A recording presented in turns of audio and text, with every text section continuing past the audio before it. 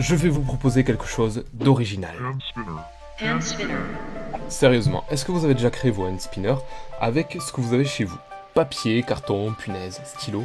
Comme j'ai trouvé très peu de vidéos sur le sujet, parce qu'en général il faut soit des roulements à billes, ou des pièces un peu particulières, assez dures à trouver à part sur internet. Et voici avec quoi je vais dessiner et fabriquer les hand spinners à telle. Avec ces outils là, c'est comme si je vous faisais un tuto cuisine. Je vais manipuler un outil qui coupe et un briquet. Donc si vous êtes jeune, faites-le avec un adulte et surtout, faites attention, on peut vite se faire mal en bricolant. Mais j'ai aussi une méthode plus soft sans briquet et à la place du cutter, on peut prendre des ciseaux qui coupent. Je vous montrerai les deux. Hand spinner numéro 1, la Triforce Zelda. On va commencer avec le plus basique. Je prends du papier blanc assez épais, ou cartonné, et je commence par tracer un triangle de 6 cm de chaque côté, puis un second, car il nous en faut 2 pour créer un hand spinner. Et puis j'en trace 2 autres pour avoir ma petite réserve. Ensuite, je découpe mes triangles. Je vous conseille d'utiliser une bonne paire de ciseaux. Moi je prends un cutter car je vais que ça sous la main. Super, maintenant on va donner du poids à notre triangle pour qu'il tourne. Selon ce que vous avez chez vous, ça peut être des boulons. Dans mon cas, c'est des petites pièces d'1 centime. Je répartis les poids de façon équilibrée et je colle ça. Pas besoin d'une colle très forte, une colle liquide basique peut suffire. Et attention à vos doigts si vous utilisez une colle forte type glue, car vous risquez d'avoir la Triforce à jamais collée sur votre main. Je colle un autre triangle pour cacher les pièces. Et on peut commencer la création. Ce qui est bien, c'est qu'on va pouvoir créer des thèmes en illimité. Là, comme notre forme est triangulaire, j'ai trouvé que la Triforce serait parfaite. En plus, je suis plutôt fan de Zelda, voilà, je pense que vous le savez. Du coup, avec ma règle, je trace mes triangles.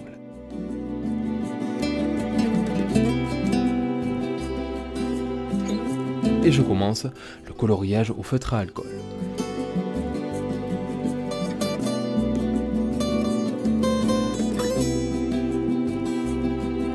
Et pour donner du relief, je mets une couleur claire sur le côté gauche des triangles et une couleur foncée côté droit.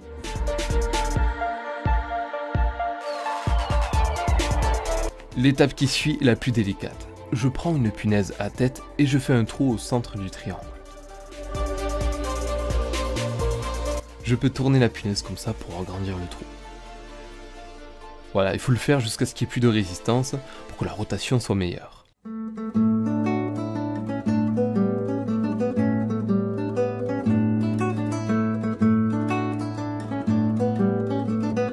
La pointe dépassera alors de l'autre côté.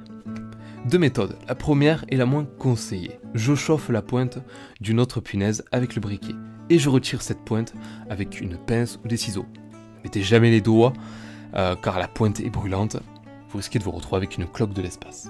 Ensuite, vous n'avez plus qu'à planter ce morceau de plastique contre la pointe de la première punaise. Si malgré la chaleur du plastique ça tient pas, vous pouvez mettre une petite goutte de colle, puis l'enfoncer et attendre que ça sèche. Par contre, évitez de mettre de la colle dans le trou. Bon, la méthode la plus cool et la plus douce, c'est de planter une punaise à tête comme tout à l'heure, sauf que vous allez la planter dans un bout de bois, rond, genre un bouton en bois, ou un bout de carton, sur lequel je vais coller une pièce pour protéger votre doigt si la pointe traverse. Et je rajoute un rond de papier sur la pièce pour faire plus joli. Voilà, cette technique elle est mieux, elle est plus safe. Et ça tourne. Après on comparera avec les autres. Je crois que notre hand spinner sur le thème de Zelda est prêt. Hand spinner numéro 2, le creeper Minecraft. Maintenant vous connaissez les étapes, alors ça va aller beaucoup plus vite. Cette fois je vais dessiner un creeper, avec sa tête qui fera 2 cm sur 2 cm, puis son corps long de 2 cm et demi. Je fais le corps en 4 fois. Alors ce hand spinner là aura 4 branches. J'ajoute aussi des petits pieds d'1 cm de côté sur les extrémités.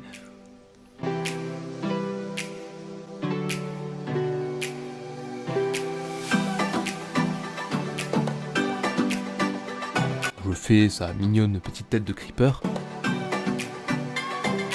Et je colorie en mode Minecraft en faisant, vous savez, plein de petits pixels verts de différentes nuances. Voilà, même du gris ça passe.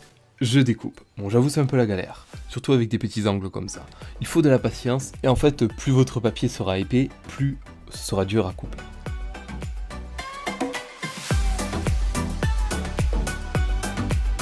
Pour l'autre côté, je vais faire plus simple, je vais juste découper une croix que je collerai dessous.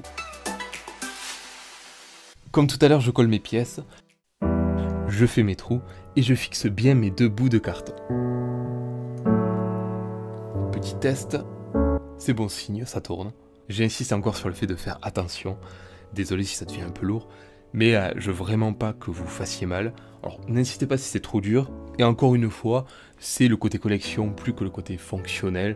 Donc c'est pas grave si ça tourne pas trop.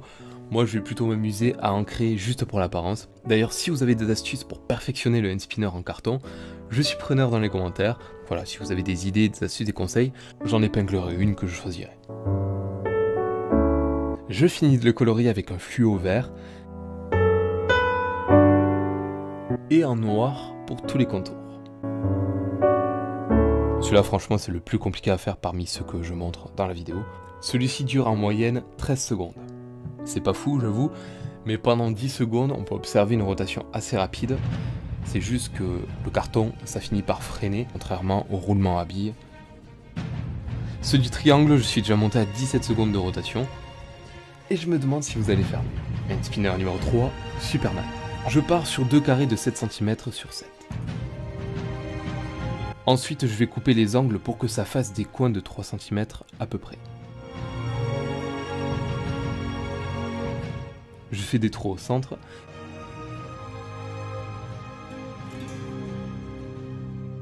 Et j'ai découpé une petite part de gâteau au milieu.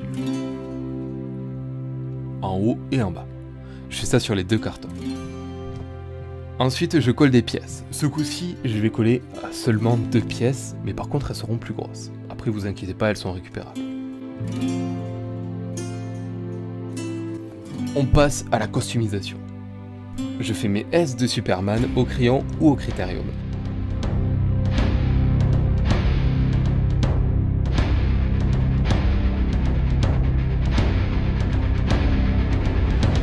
Et je colorie tranquillement l'intérieur avec les bonnes couleurs.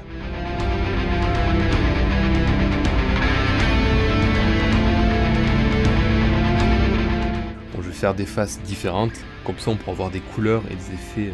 Bon, c'est un peu la surprise au moment de la rotation, mais ça peut toujours être fun. Super. On teste. Franchement, nickel.